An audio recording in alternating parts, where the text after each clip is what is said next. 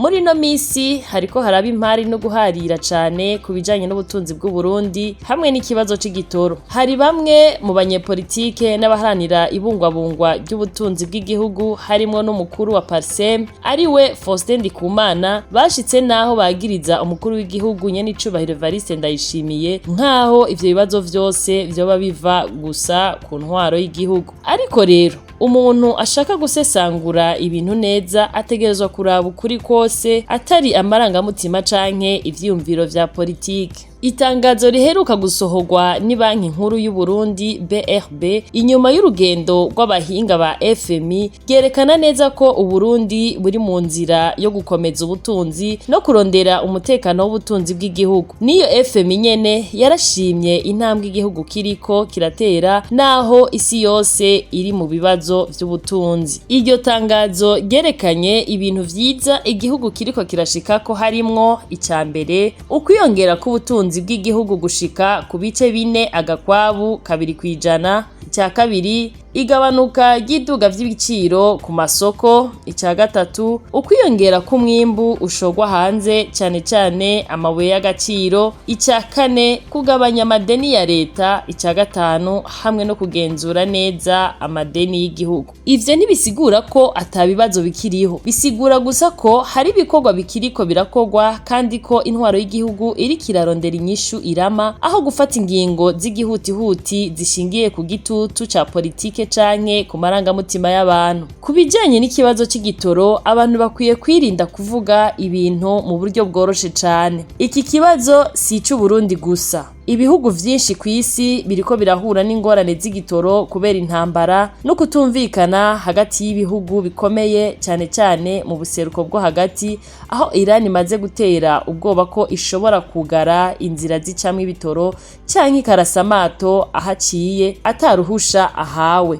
Ivyo bikaba vyateye ikibazo no mu bihugu bikomeye nka Leta Zunze Ubumwe za Amerika hamwe n'ibihugu vy'i Buraya, Kenya, Uganda ndetse n'u Rwanda. No muri ivyo bihugu nyene ibiciro vy'igitoro vyaraduze kandi uburyo bwo kugitanga ntibworoshe. Muri ico gihe rero kuvuga ko Uburundi bwoca bukemura ubwo nyene ikibazo c'igitoro no kwivugira ibintu vya politike aho kuvuga ukuri k'ubutunzi. Igihugu ntigitwarwa n'ishavu, imvugo z'agashinyaguro canke ugutuka indongozi zacu twatoye kuko dushimye iyo badukuye naho tuja.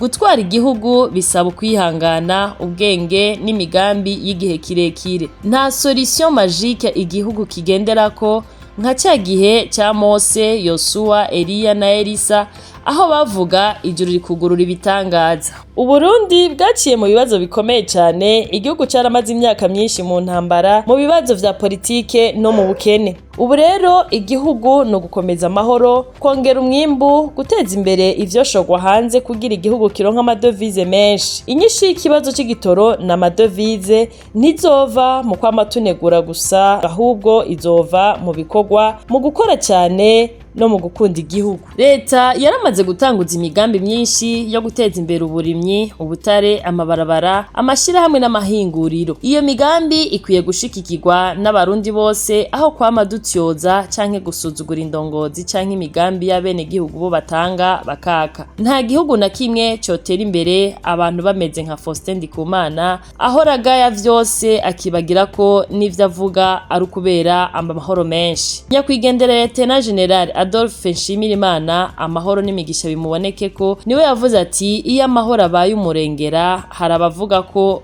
bashoboye. Akabaza ati mbega cagihe mwarihe? Kwanka igihugu cawe, gusuzugura inzego zatowe no guca intege abari ku kivi ngo biracika buri munsi. Nta bushinga ntahe eka nta n'ubugabo birimwo atari ubuhemu no kumenja. Abarundi bakwiye gutahura ko iterambere risaba umwanya. Ibihugu bikomeye tubona no munsi navyo vyaciye mu bihe bigoye imbere yuko bishika ku bukomezi bw'ubutunzi bifise ubu. Nkuko umugani w'ikirundi ubivuga ati akimuhana kaza imvura ihise. Bisigura ko hari abantu baza kunegura ibintu inyuma yaho ikibazo kibaye ariko batigeze batanga inyishu zifatika igihe vyari bikenewe. Gukunda igihugu rero bisaba ko umwe wese aterera mu iterambere ryaco, yubaha inzego z'igihugu kandi akavuga ibintu vyubaka aho kuvuga ibisambura canke ibigumura abantu. Kunegura ni uburenganzira, ariko kunegura ufise ukuri, ubwitonzi n'inyungu z'igihugu kubishira imbere nibwo butwari nyabwo.